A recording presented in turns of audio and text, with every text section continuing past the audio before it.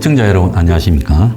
주거 문제와 함께 저출산의 대표적 사유인 이 사교육에 대해서 현황이 발표가 됐습니다. 그래서 한국의 사교육 이 내용에 보면 800만 원 이상의 소득을 가진 사람은 10명 중에 8명 이상이 사교육을 시키고 있고, 그리고 사교육비가 60만 원에 달하고, 그래서 월 소득 200만 원 이하에 비해서 5배가 넘는 비용을 사교육비로 쓰고 있다. 그래서 이 소득에 따른 사교육비 격차가 다 있는데요. 그래서 소득이 200만 원 이하 800까지 가는 동안에 사교육비 또한 정확히 소득에 비례해서 부모의 소득이 높을수록 사교육 참여율도 높았고, 800만 원 이상 구간에서는 사교육 참여율이 86%, 200만 원 미만은 46.6%로 나오고 있습니다. 그러니까 200만 원 미만을 받는 사람도 절반이 사교육을 시키고 있다.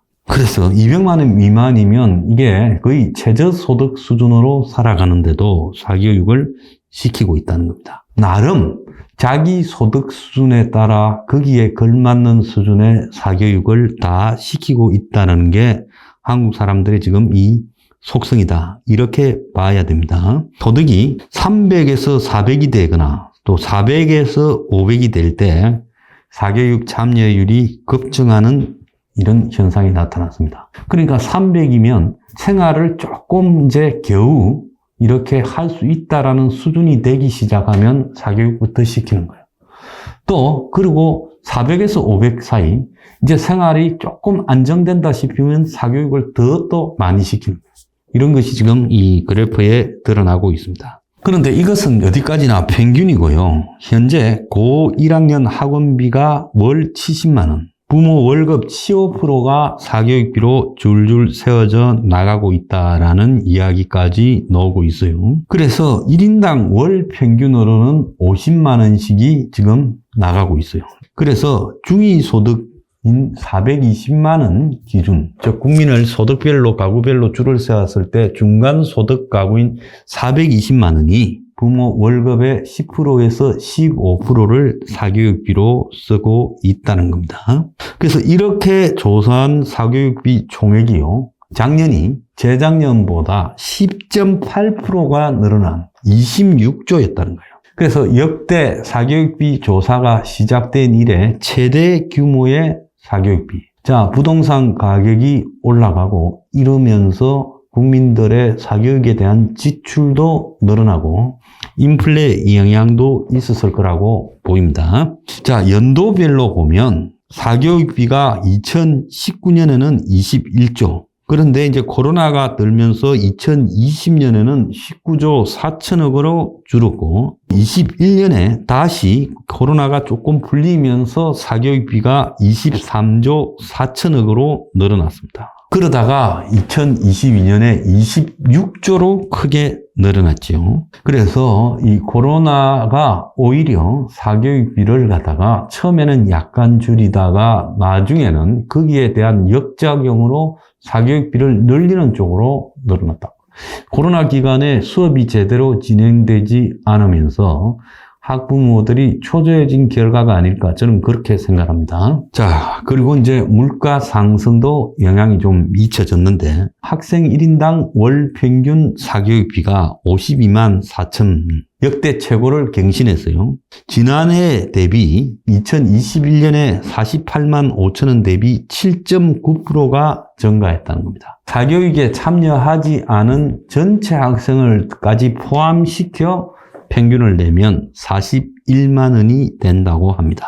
그 다음에 초등학교 다니는 애들의 사교육비 지출 증가세가 가팔랐는데, 2022년에 초등학생 1인당 사교육비가 37만 2천 원으로 2021년 대비 4만 4천 원이 늘어났는데, 돌봄 수요가 늘어나서 그렇다라고 이야기를 하고 있습니다. 자, 사교육 그럼 참여율은 각 그 초등, 중등, 고등학교별로 얼마나 되냐? 초등학생은 85.2, 3.2가 증가했어요. 중학생은 76.7, 고등학생은 66%예요. 교과별로 1인당 월 평균 사교육비가 31만 원으로 10.2%가 늘어났다는 거예요. 자, 사교육 지출 격차는 월 800만 원 이상 가구 대비 300만 원 미만 1인당 사교육비 격차가 3.7배로 늘어났고, 지역별로는 대도시 지역과 대도시 외의 지역이 1.3배의 격차를 가지고 있다. 이렇게 나타났답니다. 자, 2년 연속으로 지금 사교육비가 사상 최고로 지금 나타났는데 2년 만에 사교육비가 6.6조가 늘어났다. 공식 통계상으로 이렇게 늘어났습니다. 자, 그래서 애가 2명이 있으면 사교육비가 부모 수입의 20, 30%가 된다라는 결론입니다. 이 사교육비 말고 공교육비도 의무교육이라 해도 또 이런저런 들어가는 부분이 있죠. 애들이 학교에 보내게 되면 여러 가지 수업을 하는데 필요한 이 교육 자재들도 사야 되고 또 비용이 들어갑니다. 학교 다니는 것 자체가 비용이 들어가는 일이죠. 자, 그러면 이 한국의 이 사교육 문제가 결국 의무교육을 빙자하면서 학교 교육은 무력화되고 밖에서 사교육비가 어마어마하게 들어가는데 이번에 조사에 나타난 26조에는 특수한 사교육비들은 감춰졌을 거라고 봅니다. 강남을 중심으로 전개되고 있는 저 비싼 그 각종 컨설팅비, 학원이나 과외 수업을 받는 거를 빼고 아주 특수한 컨설팅을 통해서 애를 만들어가는 컨설팅비, 그리고 소수가 학원 A급 강사에게 받는 고액 과외, 이런 거는 다 빠져 있을 거라고 봅니다.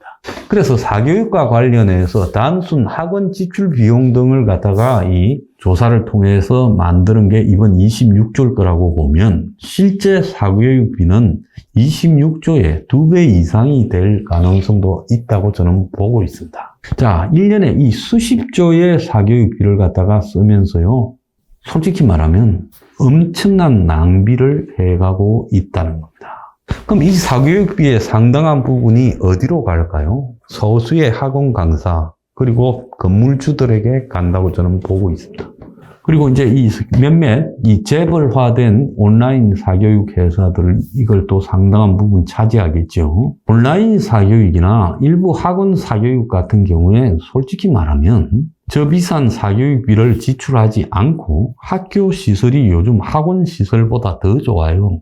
지청각부터 시작해서 학교에서 기존의 교육을 보완하는 보충 교육을 시킬 수 있다고 봅니다. 그래서 행명 21 같은 경우에 별도로 대학생 중에 취업을 안 하고 있거나 이런 사람들을 시험을 치게 해서 과목별로 초등과정, 중등과정, 고등과정에서 일정한 기준의 시험에 합격한 사람들을 학교에 B급 교사로 발령을 내어서 계약직으로 해서 성과에 따라서 계속 계약을 연장하고 나중에 교사가 될 기회까지도 부여하는 것이 저는 맞다라고 보고 있습니다. 방과 후에 학교가 한 서너 시 되면 마치잖아요. 곧바로 과목별로 시험을 통과한 일정 자격을 갖추고 연수를 받은 젊은 사람들로 하여금 애들의 보충 교육을 담당하게 하고 부모에게 부모 소득에 따라 최고 5만 원부터 한 과목에 5천 원까지 사교육비를 동사무소에서 쿠폰으로 발행해서 학교에 그 쿠폰을 동사무소에서 사서 갖다 내는 방식으로 해야 된다. 그러면 얼마를 주고 받는 건지 애들은 모르잖아요. 자, 그런 방식으로 해서 학교가 이 사교육을 안아야 된다. 또 돌봄 교육까지도 안아야 된다는 것이 제 생각입니다. 요즘 돈이 넘쳐난 데가 교육청이고 그렇지 않습니까? 그래서 교육감 되려고 저 난리들을 치고 있지 않습니까? 그래서 학교마다 예산이 넘쳐나고 그래서 그 시설을 이용해서 비워두지 말고 기존의 수업에서 부족한 부분을 선택에 따라서 보충 교육을 할 수 있도록 전면적으로 사교육을 학교 공교육 내부로 흡수시키는 노력을 해야 된다. 그래서 경쟁력이 없는 이 B급 교사는 탈락시키고 경쟁력이 있는 교사들을 계속 육성해서 학교의 안에서 그걸 교육을 시켜야 된다.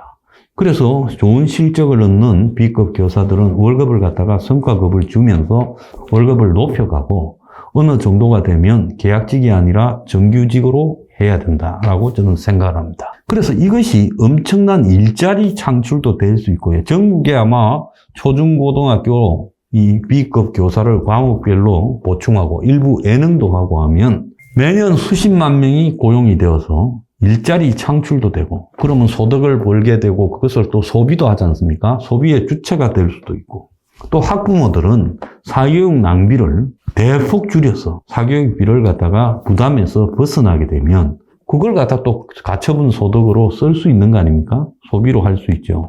그래서 경제가 활성화될 수 있는 소지가 늘어나는 거다. 이 사교육 때문에 부모가요, 지금 맞벌이를 억지로 하고, 또 더 나아가서 가정마다 이 쪼달리게 살고, 제대로 외식 한 번도 못 사고, 옷도 못 사입고, 사교육에 매몰되는 이런 현상을요, 우리가 언제까지 방치해야 되는가? 혁명 21의 서포 15조에 이런 사교육을 갖다가 건절시키는 방법이 나와 있습니다. 그래서 사교육을 이런 방식으로 하게 되면 밖에서 동네에 뭐 학원에 있는 이 사교육이 유명무실하게 되고, 결국 그 학원에 교육을 하는 사람들이 학교 내부로 흡수될 수도 있다고 보고 있습니다. 자, 그렇게 해서 빌딩 주들이나 일부 학원 원장이나 학원 재벌에게 가는 그런 돈들이 전부 세이브 되어서 각 가정에서 소비로 쓸 수 있게 하는 거. 자, 그래서 사교육이 없어서 애 키우는 비용이 줄어들어서 출산을 높이게 하는 거. 이것이 정말로 중요한 거 아니냐. 실제 한국의 사교육 비용의 비중은 정부 조사 26조보다도 훨씬 많을 거라고 짐작될 때, 이 사교육을 갖다가 극복하는 것이 저출산 문제를 해결하는 방법이라고 생각합니다. 학교를 이용해서 사교육을 공교육 내부로 흡수합시다. 일자리도 창출하고요. 감사합니다.